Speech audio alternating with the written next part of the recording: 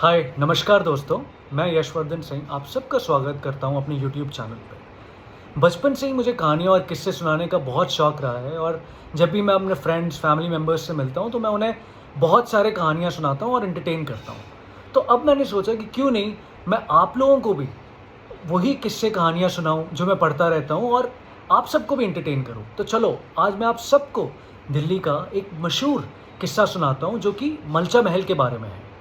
आप सब जानते हैं, आप सब जानते ही होंगे कि मालचा महल की क्या कहानी है और वो क्यों, किस बात को लेके प्रसिद्ध है। आज मैं आप सबको बताता हूँ कि आखिर ऐसा क्या हुआ था उस महल में कि कुछ लोग वहाँ आए, 30 साल तक उस महल में आके रहे और एक दिन अचानक से वहाँ से चले गए। किसी को नहीं पता वो कौन थे, कहाँ से आए थे और कहाँ चले गए। तो चलिए शुरू करते हैं। दोपहर का समय था और दिल्ली रेलवे स्टेशन पे एक महिला अपने 3 बच्चे और 4 नौकरों के साथ एकदम से आती हैं और वहाँ दिल्ली रेलवे स्टेशन के गेस्ट हाउस में आके रहने लग जाती हैं। जब लोग पूछते हैं कि आप कौन हैं, कहाँ से आई हैं, तो उनके रहन सहन, उनको देख के, उनके कपड़े से ऐसा लगता है कि वो किसी बड़े घराने से आती हो। तो लोगों ने जो उस वक्त के दिल्ली के जो भी रेलवे स्टेशन पे जो भी टीटी हों या जो भी लोग हों, उन लोगों ने पूछा कि आप यहाँ क्या कर रही हैं। तो उन्होंने बताया कि मैं लखनऊ से आती हूँ और एक बहुत बड़े राजघराने से ताल्लुक़ रखती हूँ और मैं यहाँ दिल्ली सरकार से कुछ मांगने आई हूँ। तो जब लोगों ने पूछा कि आप क्या मांगने आई हैं, क्या आप चाहती हैं, तो उन्होंने बताया कि दिल्ली सरकार ने जिस घराने से मैं आती हूँ, हमारी कुछ प्रॉपर्टी जो भारत सरकार है उसने अपने पास ले ली है और भारत सरकार ने हमें बोला था कि वो हमें वापस लौटा देगी, लेकिन आज तक भारत सरकार ने हमें हमारी वो प्रॉपर्टी लौटाई नहीं। मैं उसी की डिमांड करने आई हूँ, मैं वही वापस लेने आई हूँ। दिन बीतते चले जाते हैं और बहुत दिनों तक वो महिला अपने परिवार के साथ और अपने उन नौकरों के साथ करीब बहुत दिनों तक उसी गेस्ट हाउस में, रेलवे स्टेशन के गेस्ट हाउस में रहती है। ये बात जब बाहर निकलती है तो जो मीडिया के लोग थे उस वक्त में, वो वहाँ जाके उनसे मिलते हैं और दिल्ली और भारत सरकार तक इस बात को पहुँचाते हैं।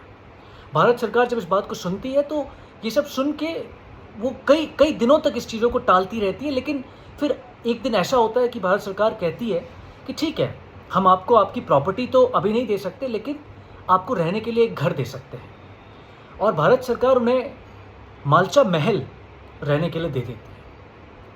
ये महिला अपने 3 बच्चे और 4 नौकरों के साथ उस महल में चली जाती है। लेकिन हैरानी की बात यह है कि उस महल में ना बिजली है, ना पानी है, बेसिक एमिनिटीज़ कुछ भी नहीं है।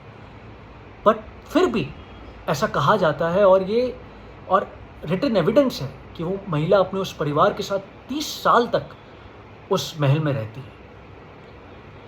फिर होता ये है कि वो महिला वहाँ रहने लगती हैं और एक रोज़ ऐसा होता है कि जब इनकी कहानी मीडिया जर्नलिस्टों को पता चलती है, तो एक उस वक्त में बहुत मशहूर बीबीसी की जर्नलिस्ट होती थी, वो कहती हैं कि मैं उनसे जाके मिलूँगी और मैं समझूँगी कि ये महिला आखिर हैं कौन और क्यों इतने कठिन उस घर में इस विदाउट एनी एमिनिटीज़ वहाँ रह रही हैं।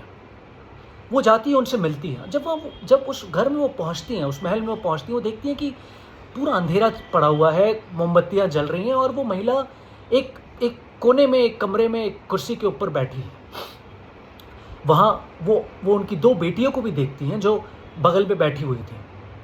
जब बात शुरू होती है, जब वो उनसे बात करती हैं, तो उन्हें पता नहीं क्यों, वो ऐसे इन्वेस्टिगेशन कई कर चुकी थी, लेकिन उन्हें एक अजीब सी एक दिल में जैसे कुछ नर्वसनेस या कुछ महसूस होता है कि कुछ तो ऑफ है, कुछ तो गलत है, सब कुछ वैसा नहीं है जैसा मैं जनरली लोगों से बातचीत करने में वो फील करती हूँ, वैसा उन्हें नहीं लगता।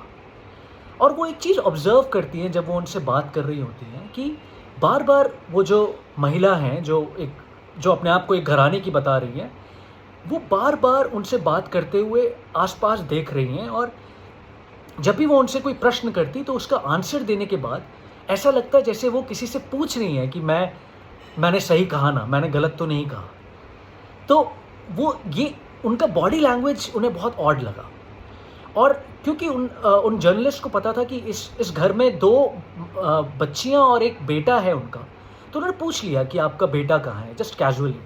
तो उन्होंने बोला कि मेरा बेटा बाहर खेलने गया है और इस टाइम में वो खेलता है, तो आप उसको परेशान ना करें, उसे खेलने दें। उन्होंने भी कुछ बोला नहीं और फिर वो वहाँ से चली गई। कुछ दिनों के बाद ऐसा पता चला, उन जर्नलिस्ट को पता चला कि उनका जो बेटा था वो अब इस दुनिया में नहीं रहा। तो ये सुन के ये खबर सुन के वो बहुत हैरान हो गई, बिकॉज़ जब उन्होंने इस बात को पूछा कि उनका बेटा कहाँ है और जिस तरह से उन महिला ने उस चीज़ का आंसर किया, उन्हें थोड़ा ऑड लगा। बहरहाल ये समय बीतता चला गया और जो वो जर्नलिस्ट थी उनका जो रुचि थी, उनकी जो इस बात को जानने की, इस बात को समझने की, वो बढ़ती चली गई उस परिवार को लेके। एक क्यूरियोसिटी उनके मन में बढ़ती चली गई। तो फिर उन्होंने और अध्ययन करना शुरू किया और समझना शुरू किया कि आखिर चल क्या रहा है, ये महिला क्यों अड़ गई है कि मैं उसी घर में रहूँगी, मैं उस घर से जाऊँगी नहीं। हालांकि वो चाहती तो इतने बड़े घराने से है, वो वापस लखनऊ भी लौट सकती थी, वो जा सकती थी, वो कहीं भी जा सकती, वो वापस भी जा सकती थी, क्योंकि सरकार ने उन्हें बोला था कि हम आपको कुछ समय बाद आपका सब कुछ दे देंगे। तो उन्हें उस महल में जाके रहने की कोई ज़रूरत ही नहीं थी, और वो भी विदाउट एनी अमेनिटीज़। कुछ तो कारण रहा होगा, वो उस कारण को समझना चाहती थी, वो उस कारण को एकदम पढ़ना चाहती थी और वो उसके पीछे लग गई। इस चीज़ को समझने के लिए वो लखनऊ भी गई, और जब लखनऊ जाके उन्होंने वहाँ लोगों से पूछताछ की, पता किया, तो उन्हें ये जानने को मिला कि वो महिला जो अपने आप को इस घराने का बता रही है, वो उस घराने से नहीं है, उस घराने से उसका कोई लेना देना नहीं है। तो अब जब उन्हें इस चीज़ के बारे में पता चला, तो उन्होंने और ज़्यादा इस बात को समझने की कोशिश की कि फिर ये महिला है कौन, वो परिवार, वो नौकर, वो हैं कौन। तो अपनी इन्वेस्टिगेशन करते वो उनको ये पता चला कि उनका एक भाई है, इस महिला का जो अपने आप को उस घराने का बता रही है, उसका एक भाई है जो कि लंदन के एक आसपास के किसी शहर में रहता है। और क्योंकि ये एक जर्नलिस्ट है, ये उनसे कनेक्ट करती है, उनसे किसी तरह से बात करती है, और उन्हें पता चलता है, उनका भाई, वो जब उस शख्स से बात करती है, उस इंसान से बात करती है, तो वो उन्हें बताता है कि मैं जिस औरत की आप बात कर रहे हैं, जिनका आप नाम बता रही है, मैं उनका छोटा भाई हूँ। और जब उनसे वो बात कर रही होती है, तो एकाएक उनका जो वो भाई है, जो कि यूके में रह रहा है, लंदन में रह रहा है, वो बोलता है कि आज अचानक से आप मेरे से आप क्यों इतने प्रश्न कर रही हैं मेरी बहन के बारे में। तो वो जर्नलिस्ट बताती हैं कि आपकी जो बहन है, वो मालचा महल में आके पिछले कई सालों से बिना बिजली पानी के रह रही हैं, और मुझसे ये देखा नहीं जा रहा। मैं समझना चाहती हूँ कि ऐसा क्या हुआ था उनके साथ कि वो आज वहाँ रह रही हैं। तो जब उनका भाई इस चीज़ को सुनता है, तो एकाएक वो बोलता है कि ऐसा पॉसिबल ही नहीं है, क्योंकि मैं कुछ सालों पहले उनका लास्ट राइट्स कर चुका हूँ, वो मर चुकी हैं, वो इस दुनिया में नहीं है। तो आप किसकी बात कर रही हैं मुझसे, और ये कितने दिन पहले की घटना है। जब वो बीबीसी जर्नलिस्ट इस बात को सुनती हैं कि उनकी बहन अब इस दुनिया में नहीं है और वो कुछ साल पहले मर चुकी हैं, तो वो सदमे में आ जाती हैं, बिकॉज जस्ट 2 महीने पहले वो उस महिला से मिल चुकी थी, उनकी बहन से, जो अपने आप को उनकी बहन बता रही है, उससे मिल चुकी थी।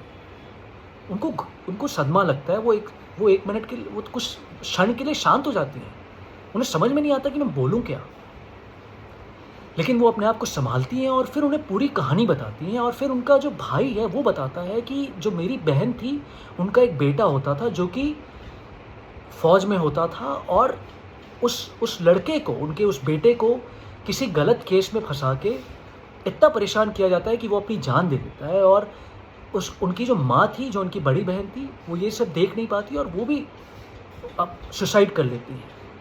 और कुछ साल पहले, करीब 5-6 साल पहले, 10 साल पहले, उनकी मृत्यु हो जाती है। जब ये सब कुछ उन्हें पता चलता है, तो जो बीबीसी की जर्नलिस्ट थी, ये सीधा लिखती हैं भारत सरकार को, ये जानने के लिए, समझने के लिए कि आपने किसे परमिशन दिया और किस बेसिस पे दिया। तब जब भारत सरकार के पास उनकी चिट्ठी जाती है, वो खुद जाके वहाँ के कुछ ऑफिशियल से मिलती हैं, उन्हें पूरा किस्सा बताती हैं, तो भारत सरकार कुछ एक्शन लेने के उसमें आती है और वो कहती है कि हम जाके एक तरह से इन्वेस्टिगेट करेंगे, उस घर पे जाके देखेंगे क्या कौन है वो महिला, क्या है। जब वो लोग दर्शकों जब वो वहाँ पहुँचती हैं अपने उन बाकी ऑफिशियल्स के साथ, तो वो शॉक हो जाती हैं कि उस महल में घोर सन्नाटा, कोई भी नहीं, एक एक इंसान नहीं होता, पूरा का पूरा खाली, कोई नहीं होता उस महल में। एंड वो जर्नलिस्ट दंग रह जाती हैं बिकॉज वो खुद एक बहुत एक्सपीरियंस्ड, बहुत मानी हुई जर्नलिस्ट थी। और जब उन्होंने इस चीज़ को देखा, जब वो वहाँ गईं, जब वो बाकी ऑफिशियल्स के साथ उन्होंने पूरा उस चीज़ को, उस महल में जाके हर कोने कोने हर जगह को देखा, तो वो शॉक में चली गई कि ये हुआ क्या, कि एक औरत जिससे मैं 15 दिन पहले आके मिली हूँ, यहीं बैठ के मैंने उनके साथ उनका इंटरव्यू किया, आज इस घर में कोई नहीं है। जब आसपास लोगों से पूछा गया, पुलिस को काम पे लगाया गया ये समझने के लिए कि आखिर ये पूरा परिवार 7 लोगों का, 6 लोगों का, वो गया का गायब कैसे हो गया, पुलिस को भी कुछ पता नहीं चला। दोस्तों, आज हम 2024 में बैठे हैं, आज तक ये राज, ये मिस्ट्री कोई नहीं सुलझा पाया। और इसीलिए मालचा महल आज भी उस महल को लेके बहुत सी कहानियां हैं। और भारत सरकार और दिल्ली सरकार, जितनी भी सरकारें आए, लोग आए, उन्होंने शायद इस बात से को एक्सेप्ट किया कि शायद उस महल का अपना कुछ राज है, उस महल की अपनी कुछ कहानी है। और इसीलिए किसी ने भी उस महल को, कभी भी उस महल में कोई जाके रहा नहीं। आज वो महल वैसा का वैसा, जैसे आज से 100 साल पहले था, वैसे ही है और वहीं का वहीं स्थित है। दिल्ली सरकार, भारत सरकार ने अपनी एक पहल की कि ठीक है, अगर लोग हॉन्टेड टॉक्स या हॉन्टेड वॉक्स इस तरह की किसी चीज़ में इंटरेस्ट रखते हैं तो वो उस महल को जाके देख सकते हैं, समझ सकते हैं। और मैं मुझे लगता है कि मैं इस कहानी के थ्रू आप लोगों को बताना चाहता हूँ कि हाँ, अगर आप दिल्ली में हैं और आपको ये मौका मिलता है तो one should go and visit Malcha Mahal to understand, to get that feel कि उस महल की क्या कहानी है, क्या हुआ था उस महल में। एक बार को हम ज़रूर इतिहास के जो पुराने काल, जो पुराने पन्ने थे, उनको जाके ज़रूर देख सकते हैं। विद दिस मैं अपनी स्टोरी को एंड करता हूँ। एंड मेरी एक ही रिक्वेस्ट है आप सबसे कि अगर आपको ये कहानी पसंद आई तो ज़रूर आप मालचा महल जाइए और मेरी इस कहानी को, मेरे इस पेज को लाइक, शेयर और सब्सक्राइब ज़रूर करें। मैं ऐसे ही आपके लिए कई सारे कहानियाँ, किस्से लाता रहूँगा, आपको सुनाता रहूँगा और आपको एंटरटेन करता रहूँगा। Thank you so much.